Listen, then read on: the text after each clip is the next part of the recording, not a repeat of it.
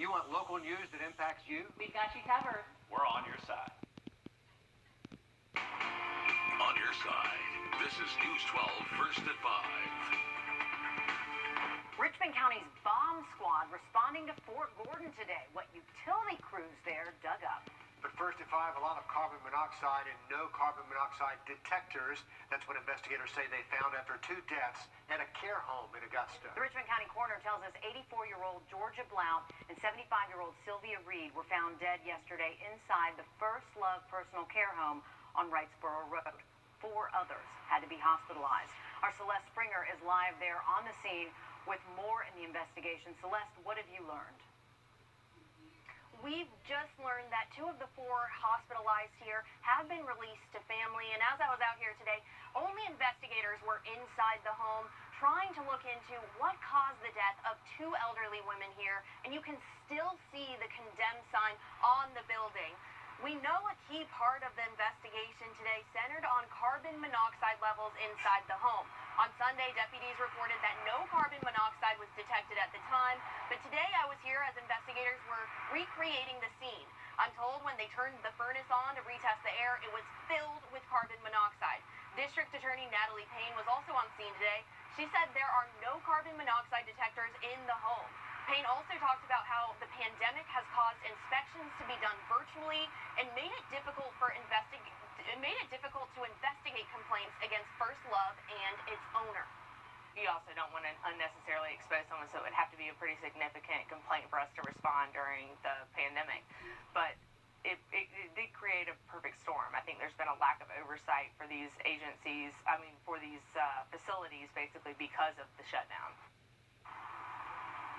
The Richmond County Coroner's Office has not officially confirmed the cause of death, but coming up at 6 o'clock, we'll hear more about the history of complaints here at First Love, and we'll also talk to neighbors who knew the residents well. Celeste, thanks very much for the update there. Tragic news for those families involved. Well, the scene is clear now after the Richmond County Bomb Squad was called out to Fort Gordon today. The bomb squad responding outside Gate 3 this morning, right around 11 in the morning.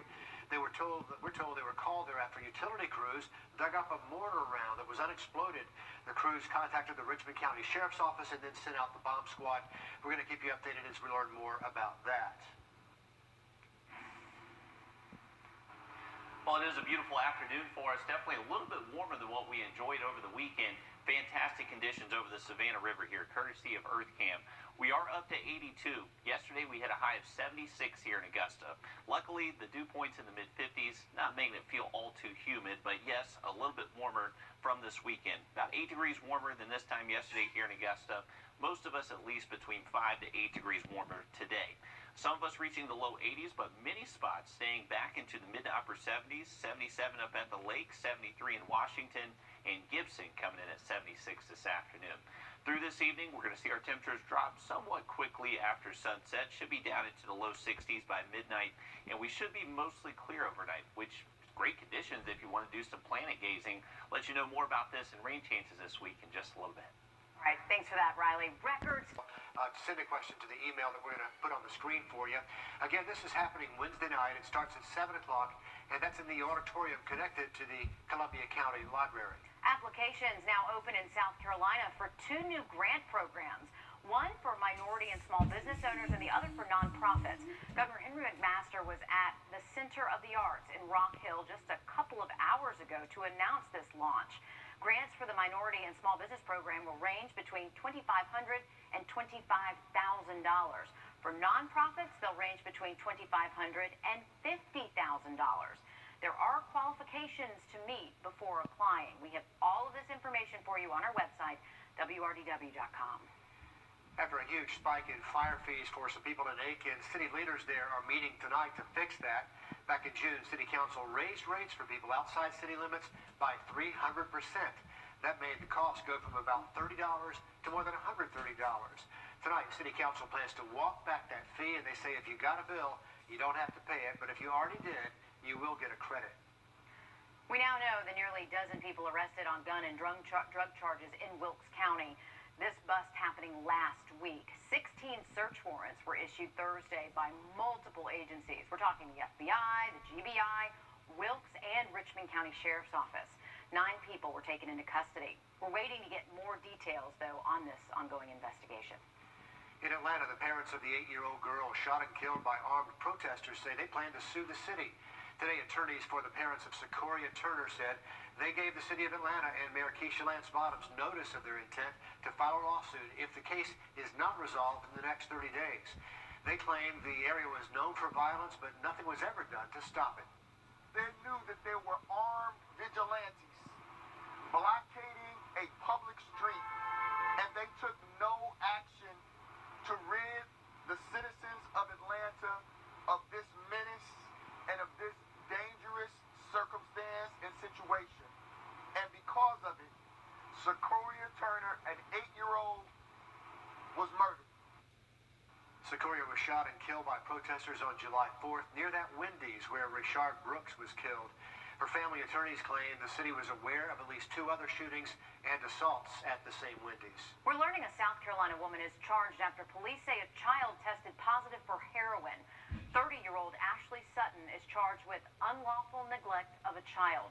Police reports from Horry County Police show the victim, a 5-year-old girl, tested positive for the drug back in August. Sutton was booked into jail last week but was released on a $10,000 bond. The base is all that's left now. The former John C. Calhoun statue. Online through our website. In the Washington News Bureau, I'm Jacqueline Policastro. The good news here is the end is near. November is going to be here. Jacqueline gets answers to more of your questions in her extended guide to political ads. You can find out more about that in a link on our website, wrdw.com. Yeah, I think we can all agree. Let's move on with this election season. All right, it is tiring. Looking out over Aiken, beautiful blue skies there. No leaves changing yet, but hey, it's not bad. It's Monday. I'm trying to think of a nice thing to say, Riley. Monday is not the best day of the week. I know, and luckily we are getting lucky weather-wise for a Monday. Fantastic conditions out there. A little bit warmer than what we enjoyed over the weekend, but staying nice through tonight and most of Tuesday as well.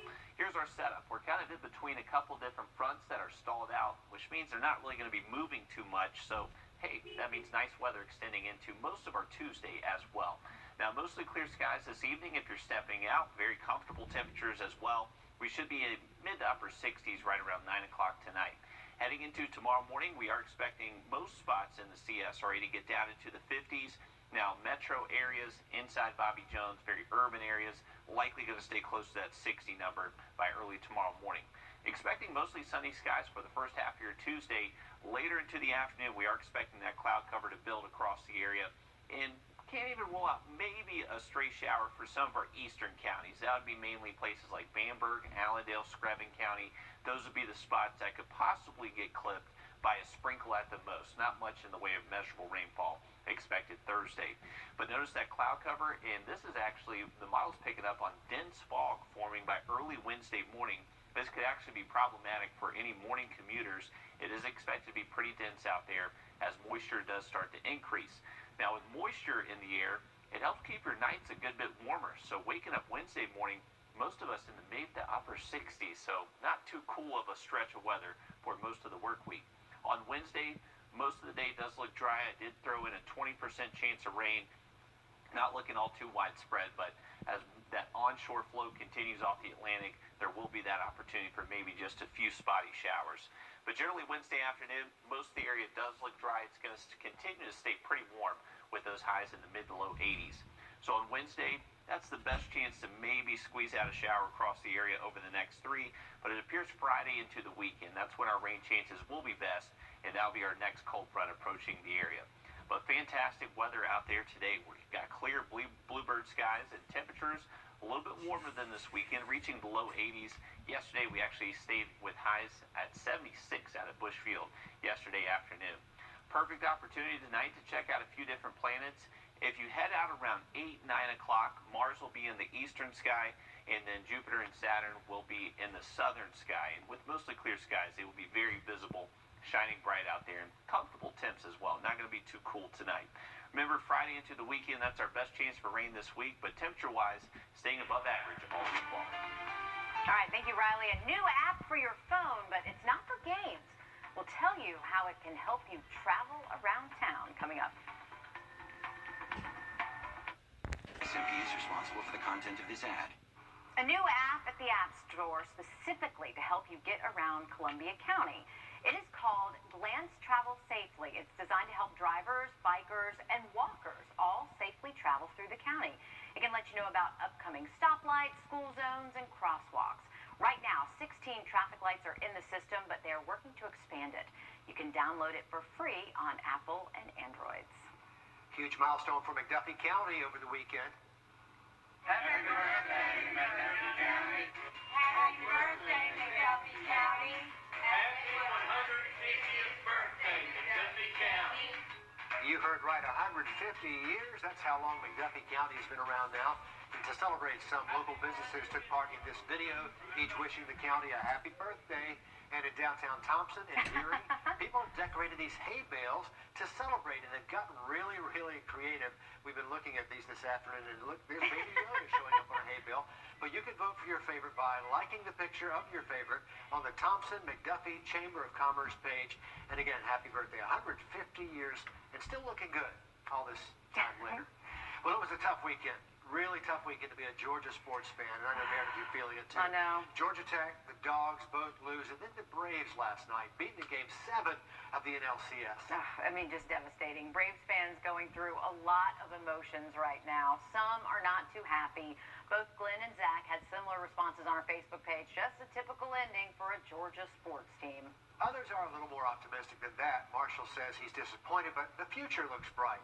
Dennis says it was a good season, I should say, and reminds us it's an improvement over last year. There we go. The Braves wanted to say their thank you to their fans. They posted this to their Facebook page today. They say, although we weren't in the stands, we were with them the whole way. Nice. And at least the Falcons won yesterday. Yes, they did. See, there's the bright light of the sadness They over the beat the weekend. Vikings, and on Saturday, Georgia Southern won, so not a complete loss across the board anyway. So. No, but a lot of hearts broken. Big games went down. Yeah, it was a tough one, Riley, and I know you're a dog, too. Definitely was. You learn not to get too hyped up for these games anymore, being a Georgia fan. But yes, the Columbia County Fair returns this week. We'll take a look at opening night coming up. I'm David. Create Hamrick's awesome deals and huge savings.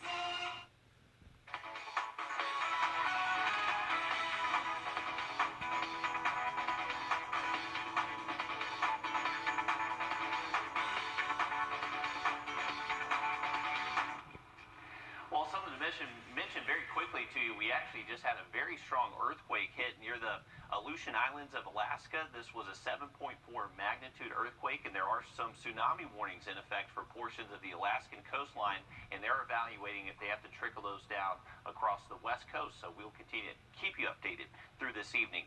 The Columbia County Fair gets going this Thursday night. Gates open at 5 p.m. until 10 p.m., and the fair is actually going to continue until November 1st. Perfect weather expected for opening night. It's actually going to feel more like a summer evening rather than a fall evening, but we are expecting dry conditions and should be fairly comfortable out there. Now, heading into the weekend, or Friday into the weekend, that's when our rain chances look highest over the next 7 days. All week long, they're looking above average. Thanks, Riley. We've already seen a record number of ballots cast this election season.